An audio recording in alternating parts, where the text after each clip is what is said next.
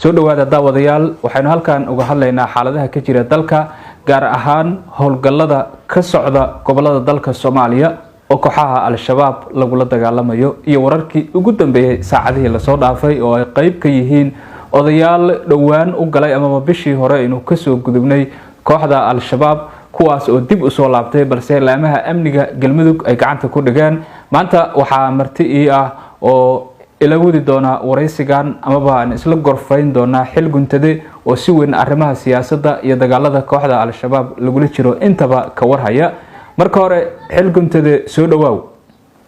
waa dhawaha waayahay waa mahadsan tahay aniguna waa ku soo dhaweynaya dabcan daawadayaashuna inay ila ka soo dhaweey doonaan ayaan rajaynaynaa waxyaabo badan ayaan muuqaalkan maanta uga hadli doonaa hadii eebedmo dhammaanna noo sii sheergareeya muuqaalka oo meel dheer gaarsiiya kuna soo biira page-kan oo runtii muuqaalkani uu ka soo muuqan doono page-kayga Maxamed Cabdi Kublexshe iyo sidoo kale page-ka xil guntade media iyo dhammaanba YouTube-ka ayaad si toos ah uga daawanaysaan hadii eebedmo marka aan guda galno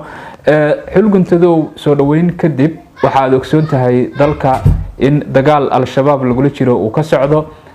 wajiyo badan dagaalkaasi uu yeeshay meelo kala duwan uu soo maray ama uu ka dhacay saacadihii la soo dhaafay waxaa si weyn loo hadal hayay saddex oday oo kamid ah odayaasha galmudug oo bil ka hor aaday ama 27kii bishii 11aad ee ina dhaaftay u galay kooxda al-shabaab xardheere ayay tageen sida xogta aynu ku dabagalaynay ama aynu ka warhaynay waa ay soo laabteen inkastoo hadda ciidamada ammaanku ay ka soo xireen magaalada Cadaado ee gobolka Galgaduud xogaha sida aynu ku helaynana loo sii gudbin doono magaalada Muqdisho oo nabad sugiddu ay la wareegi doonto bal arrimahaasi marka la qiyaaso ka waran maxay keeni karaan ama odayaal noocaasa markii al-shabaab ay heshiis la soo galaan maxay ku keeni kartaa dagaalka ka socda dalka oo al-shabaab lagula jiro waa maadsan tahay wariye maxamed wariye waxa tahay u dhuun daloola adiga ruuxaaga waraysiyaasha wadanka iyo siyaasadda ka socda wadanka iyo la dagaalanka argagixisada intaba waxaad i weydiisay su-aasha odayaashii u galay beesha reer xaaji saleebaan nabadoonadooda ahaa oo xardheere ka soo dhex hadlay 27kii bishii November sida aan wada ognahay markii odayaashaas ay u galeen August oo ay ka soo dhex hadleen al-shabaab waxaa la soo saaray waraaq odayaashaas ay mamnuuc ka yihiin deegaanka galmudug inay soo galaan oo Augustna ay ka mid noqdeen waxaa soo saaray waraaq wasaaradda amniga galmudug waraaqdaasna waxaa loo qaybshay hay'adaha rayidka ah ee dowlad goboleedka galmudug oo dhan iyo hay'adaha ka shaqeeya maaragtay amniga odayaashii shalay waxay soo galeen hameen dhaweedna si intaan ku kala dhaafin hameen dhaweedna waraaqay soo saareen ay ku wada heshiiyeen ayakay August waana August waraaqay soo saaratay beesha reer xaaji saleebaanna waraaqdaas shaqo kuma lahayn wax August ay ku qasbaysa dadkay ahaayeen shalay soo galeen galab ayakoo dhahay 70 qof aan wadnaa idaacaday saaka isugu yeereen igraal ahada idaacaday saaka isugu yeereen amar buuxda ayaa waxaa baxshay Axmed Cabdi Kaariye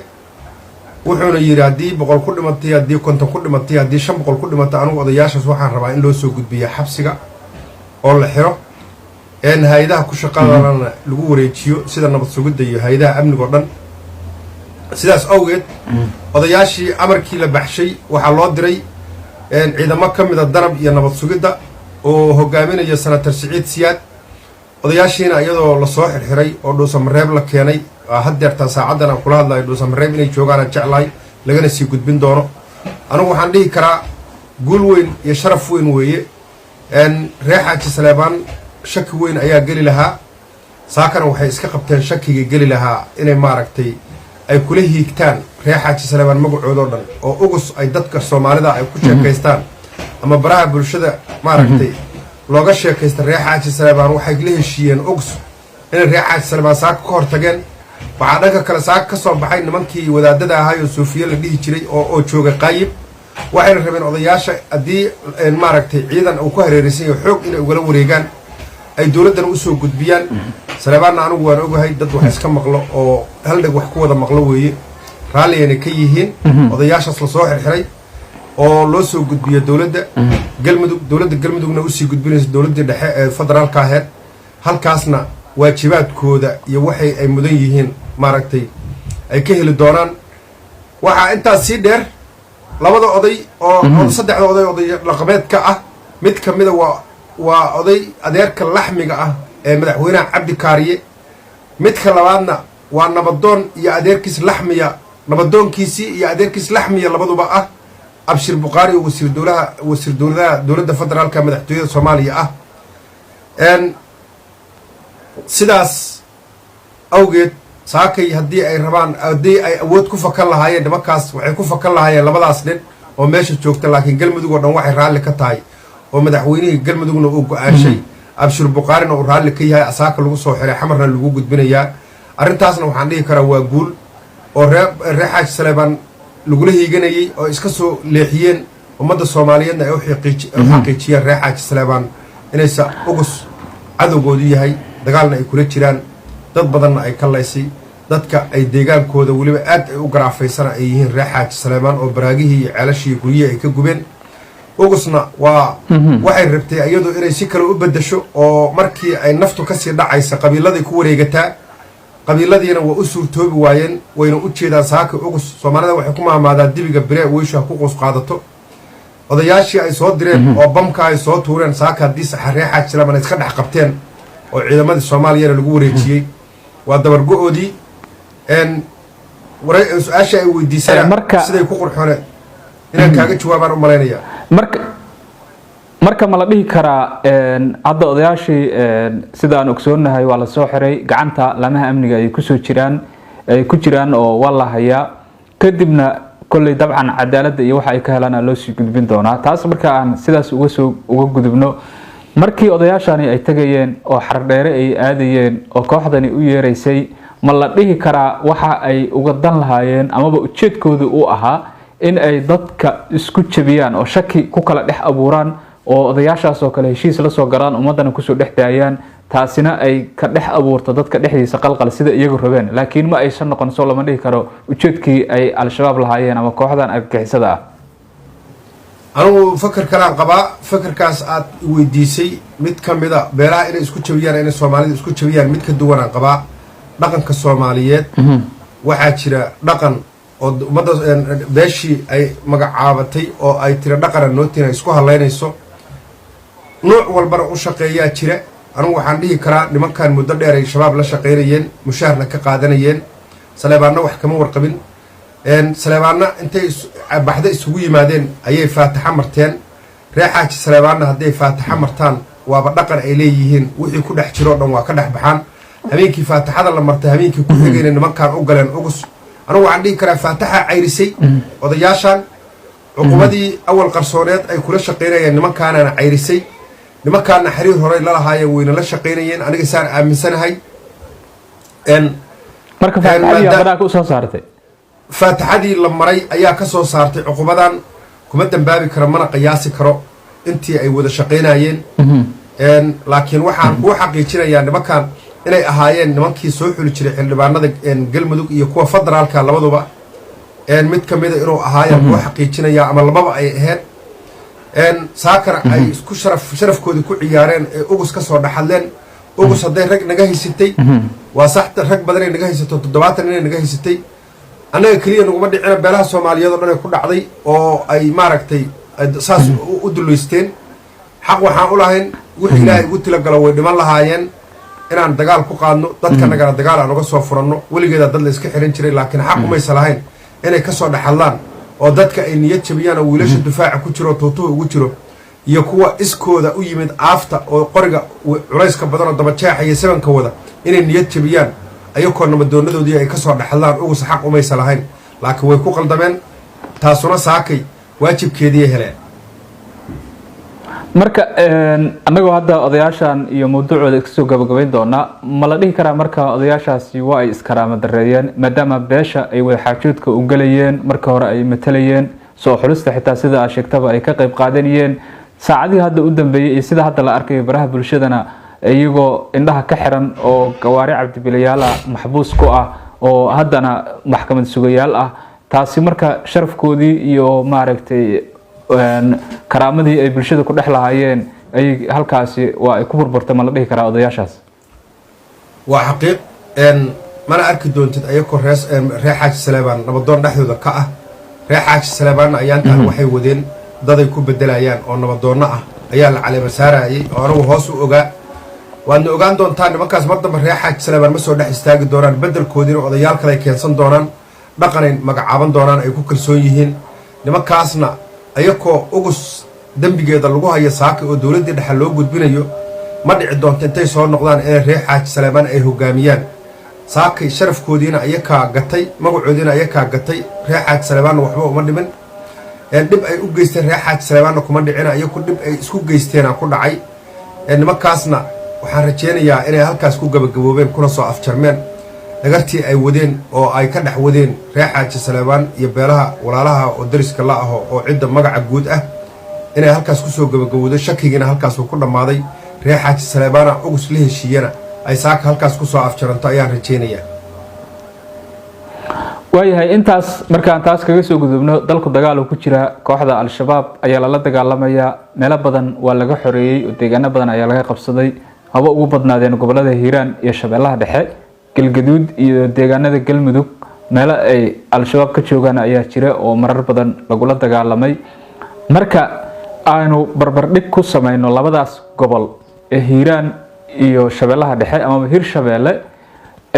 maxaa hortaagan ayaad is leedahay in sida hirshabeelle oo kale al-shabaab looga nadiifiyo oo hadda xilligan aan kula hadlayo dagaallo ay ka dhacayaan qaybo kamida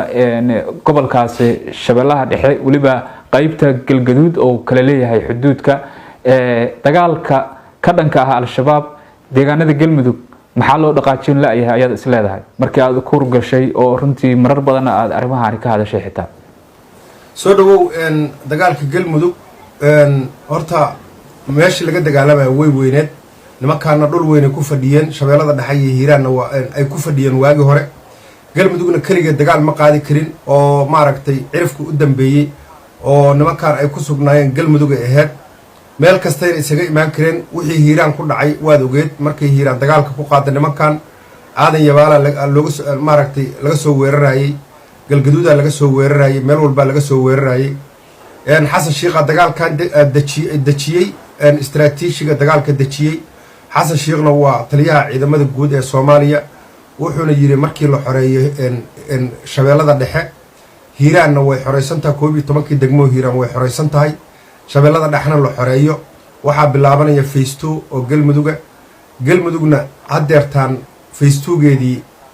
galgaduud way soo galeen ciidamadii shabeellada dhexe saakadan mise gawaa ayaa hareeraysan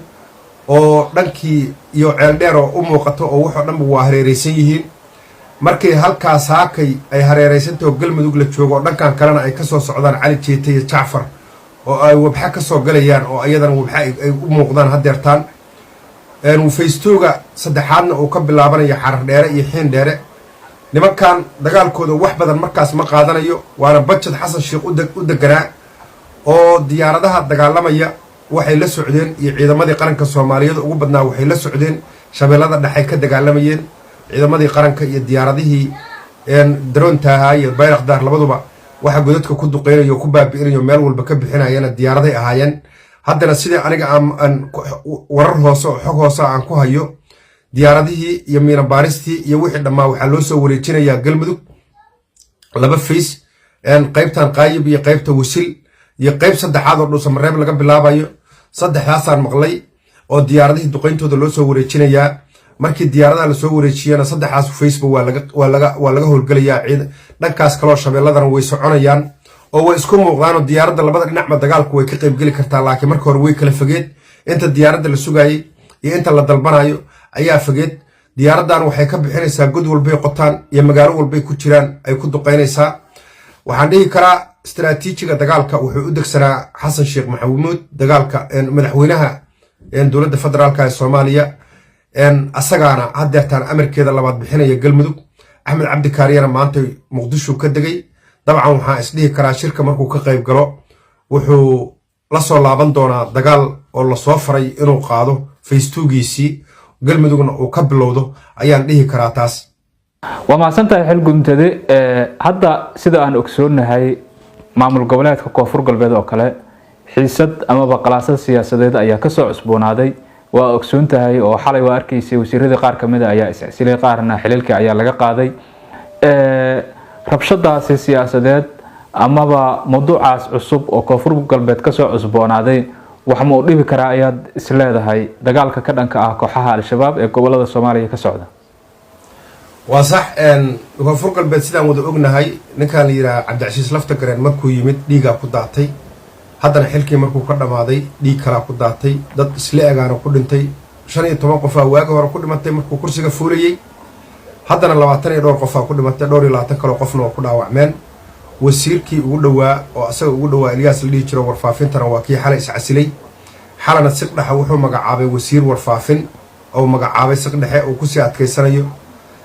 haddeertaan aan kula hadlaayo war cusub oo la isiiyey ciidamo 225 oo taabacsan Mukhtaar Roobow ayaa soo buuxdhaafshay oo soo galay magaalada oo la yiraahdo Dulmadiid magaaladii maanta ugu daranta oo qasan tahay u malayn maayo ninkaan la yiraahdo Laftagareen inuu maaragtay wuxuu haminayo oo baydhabo ka heli doono waa qaabkii ay isku egyihiin xilligii maxaa Cabdullaahi Farmaajo ku darsashada oo bilaabay oo Muqdisho oo baydhabo loo soo wareejiyay ama dhihi karaaba waxa ka socda baydhabo asagiina waa nin kaligiisa waxaana la dagaalsan 12 siyaasi oo labeentii koonfur galbeed siyaasiyiintii koonfur galbeed dadkii siyaasadda wax ka yaqaanay oo awalna madaxweynayaal ka soo noqday gobolka koonfur galbeed asagu sidoo madaxweynaha u jecel yahay oo u jecelna ka tagay Shariif Sakiin ninkii la dhihi jiray wax ka xukun jecel koonfur galbeed ma joogo wasiirkii maaliyadda oo xilliga Xasan Sheekh oo hore ninkii wasiirka maaliyadda ahaan jiray Fargeeto ciidankiisa oo dhan la laayay gurigii uu deganaayo oo dhan la baaba'shay ciidamadiisii xataa qaar kamida oo iyadoo kaamiradaha lagu hayaa la meed garaacay dambiyo waaweyn meesha ka dhacay oo international oo maxkamada caalamiga la isla aadi doono ninkaana shakhsi ahaan two cases lagu hayaa marka waxaan dhihi karaa baydhabo way iska soo gabagaboobaysaa waxayna aadi doontaa doorasho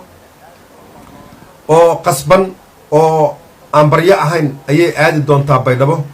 oo koonfur galbeed ay aadi doontaa Laftagareenna wuxuu haminayo uma suurtoobi doonto odayaashii dhaqanka shalay galabay u tageen